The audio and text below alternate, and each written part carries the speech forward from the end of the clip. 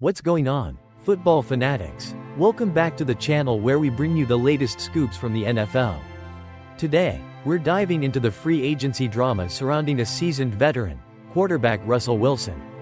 Now, Russ is still on the market, and while some folks think he's just waiting for the Aaron Rodgers saga to play out, ESPN insider Tony Grossi has dropped a bombshell that might explain the hold-up: his contract demands. According to Grossi, this Super Bowl champ is reportedly asking for a cool $20 to $30 million per year. Whoa, talk about a price tag for a 36-year-old who, let's be honest, was part of that Steelers 5-game skid at the end of last season. That's a pretty hefty ask. And let's not forget, after the first wave of free agency, finding teams with that kind of cap space is like finding a decent parking spot on game day. Tough. We know Wilson has visited the Cleveland Browns and the New York Giants, but left empty-handed. Sure, maybe they're playing the waiting game with Rodgers, but the truth is, their wallets aren't exactly overflowing right now. The Browns are sitting on just over $20 million in cap space, and the Giants have a little over $17 million.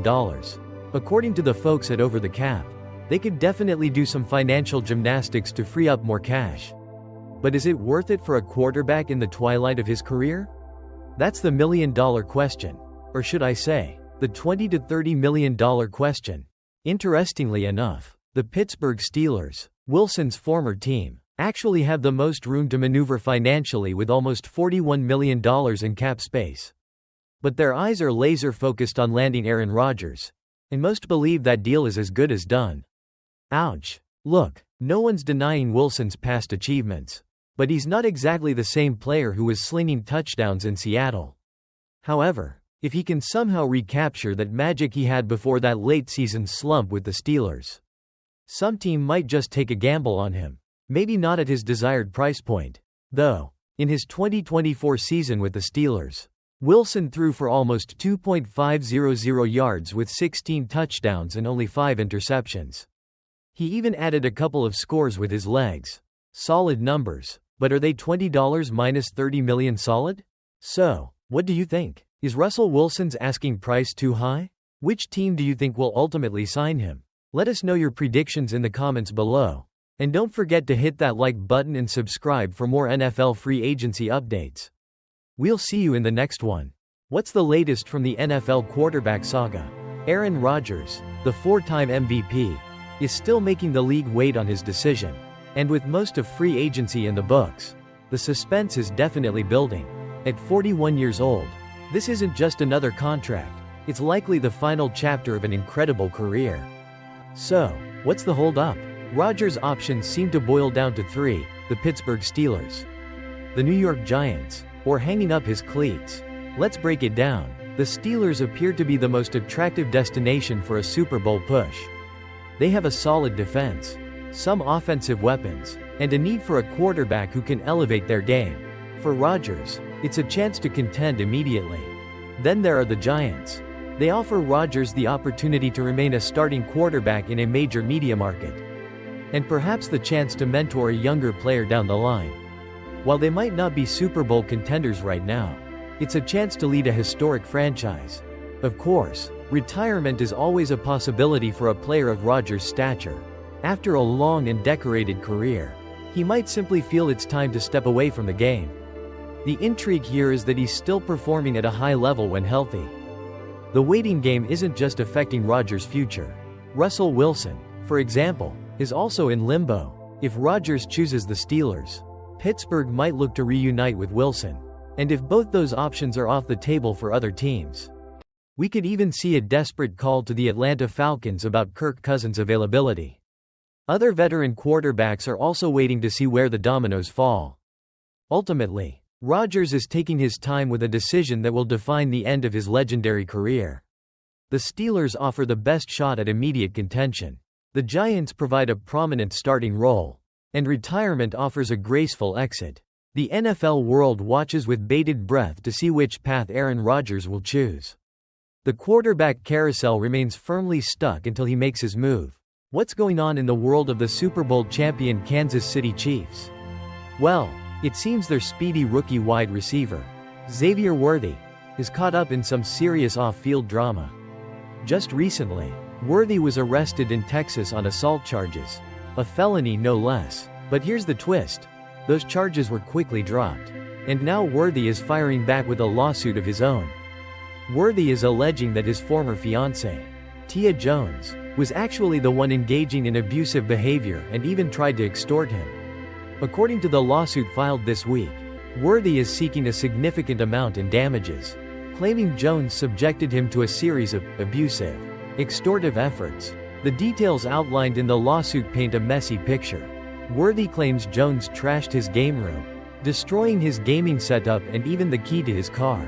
He also alleges that the day before his arrest, Jones scratched his face and ripped out some of his hair. Talk about a pre-game warm-up gone wrong. But the drama didn't stop there. While Worthy was in custody following his arrest, he claims Jones went back to their shared home and either stole or destroyed over $150 worth of his belongings and cash. This includes a handgun, some pricey bracelets, a pair of shoes, car keys, a jewelry box, and a whopping $30 in cash. Adding another layer to this complex situation, Jones was granted a temporary protective order against Worthy after his arrest. Worthy, for his part, denied the allegations against him at the time and accused Jones of stealing his things once he was released. This all comes after Worthy just finished his rookie season with the Chiefs, where he played a key role in their Super Bowl victory, racking up some impressive receiving stats. He was a first-round draft pick with high expectations. And now he's facing some serious legal battles off the field. It's a he said, she said situation with some pretty heavy accusations flying in both directions. It will be interesting to see how this lawsuit plays out and what further information comes to light. For now, it's definitely a story that has Chiefs fans and the NFL world watching closely. We'll keep you updated as this legal saga involving Xavier Worthy unfolds. What's up, football fanatics? The never-ending debate about NFL overtime rules continues. And just when you think you've heard it all, someone throws a brand new idea into the mix. This time, it's Jason Fitz from the Inside Coverage podcast, who came up with a pretty unique proposal during a conversation with senior NFL writer Charles Robinson. So, picture this. It's the AFC Championship game, a high-stakes showdown between the Kansas City Chiefs and the Buffalo Bills. The fourth quarter ends in a tie, and we head into that tension-filled overtime. The coin toss happens, and the Chiefs win it. Patrick Mahomes then leads a signature drive, marching down the field in 12 plays and eating up a significant 7 minutes and 6 seconds off the clock before finding Travis Kelce in the end zone for the go-ahead touchdown. Now, here's where Fitz's proposal kicks in. Because the Chiefs took 7:06 to score, the Bills would then get the exact same amount of time, 7 minutes and 6 seconds, to try and match that score. As Fitz put it, they got to go down and match that score in that amount of time. Look at this, I think we just solved overtime. It's definitely an interesting concept, right? Guaranteeing both teams get a chance to possess the ball, but with a time limit based on the first team's scoring drive. However, Charles Robinson wasn't entirely sold on the idea right away. Robinson raised a valid point. What if the first team scores incredibly quickly? Say in just 8 seconds? Would the other team really benefit from having only 8 seconds to respond?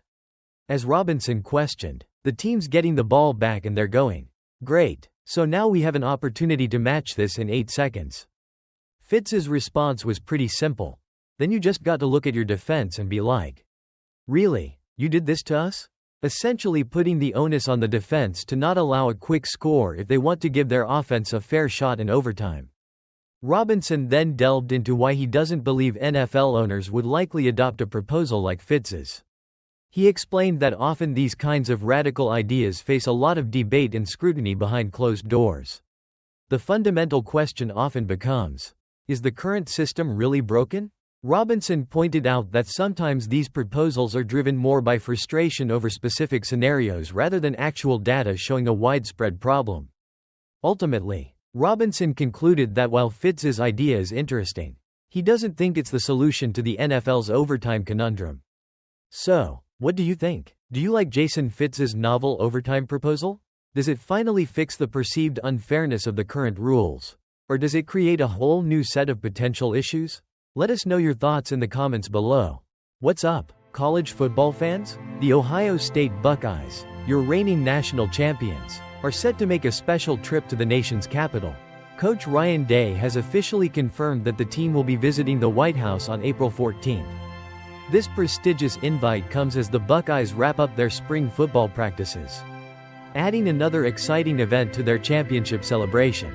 Coach Day expressed his excitement about the upcoming visit, saying it's a real honor and something he remembers watching other championship teams do when he was growing up. The Buckeyes, of course, clinched their first national title since 2014 with a decisive 34-23 victory over Notre Dame in the college football playoff championship game down in Atlanta. It was a hard-fought season that culminated in ultimate glory. And now they're getting the traditional champions' visit to the White House. Interestingly, Ohio State will be the second championship team to visit the White House since President Trump returned to office in January. The Florida Panthers, who hoisted the Stanley Cup, made their trip earlier in February. It seems the tradition of honoring championship-winning teams at the White House is continuing. There's also a local connection with Vice President J.D. Vance being an Ohio State graduate, so you can bet he'll likely be part of the welcoming committee. President Trump himself is known to be a big sports fan, having attended numerous events, including college wrestling championships and even the Super Bowl. Speaking of other championship visits, the Super Bowl champion Philadelphia Eagles are also scheduled to visit the White House a couple of weeks later, on April 28. So, it's a busy time for championship teams making their way to Washington. Coach Day also touched on their spring football plans, slightly adjusting the format of their final practice on April 12. He mentioned wanting to maintain some flexibility in case of injuries, but he reaffirmed the importance of the spring game in their preparation for the upcoming season. But for now, the focus is on that trip to the White House. It's a fantastic opportunity for the Ohio State Buckeyes to be recognized for their incredible achievement and a memory that these players and coaches will undoubtedly cherish for years to come. Congratulations once again to the national champion Ohio State Buckeyes. What's going on in the world of college sports? A former assistant coach with ties to both the Baltimore Ravens and the Michigan Wolverines is facing some serious legal heat. Matthew Weiss, who was an assistant at Michigan until his firing in January 2023, has pleaded not guilty in federal court to a staggering 24 counts, including unauthorized access to computers and aggravated identity theft. The accusations against Weiss are pretty disturbing. He's alleged to have been hacking into the accounts of thousands of college athletes and students across the country for years. And what was he looking for? According to reports, it was largely to view personal and intimate photos and videos. Weiss's alleged activities reportedly started way back in 2015 when he was with the Ravens and continued after he joined the Michigan football program in 2021 under head coach Jim Harbaugh, the brother of Ravens head coach John Harbaugh. Talk about a tangled web. The timeline here is also noteworthy. Weiss was actually fired by Michigan in January of last year for alleged computer access crimes, well after the FBI had already launched an investigation. Now, he's facing 14 counts of unauthorized access and 10 counts of aggravated identity theft. According to the indictment, Weiss specifically targeted female athletes while at Michigan. He allegedly researched these women based on their school affiliation, athletic history, and even their physical characteristics. He's accused of keeping notes on their appearances and even downloading their passwords through a third-party vendor. It's also alleged that Weiss researched personal information to guess or reset their passwords. And he repeatedly accessed accounts over months and even years to look for new content. The legal troubles for Weiss don't end there. Two former Michigan athletes have also filed a massive lawsuit against him, the university, and others, seeking over $100 million in damages. They're arguing that the university recklessly exposed them to Weiss, knowing he could cause serious harm by sexually harassing female students and violating their privacy rights. This lawsuit is aiming for class action status, suggesting there could be many more victims involved in this scandal. Weiss is now facing potentially significant penalties, including years in prison and hefty fines if convicted. This is a major story that's sending shockwaves through the college sports world, raising serious questions about privacy, security, and the responsibilities of universities and coaching staff. We'll be keeping a close eye on how this case unfolds.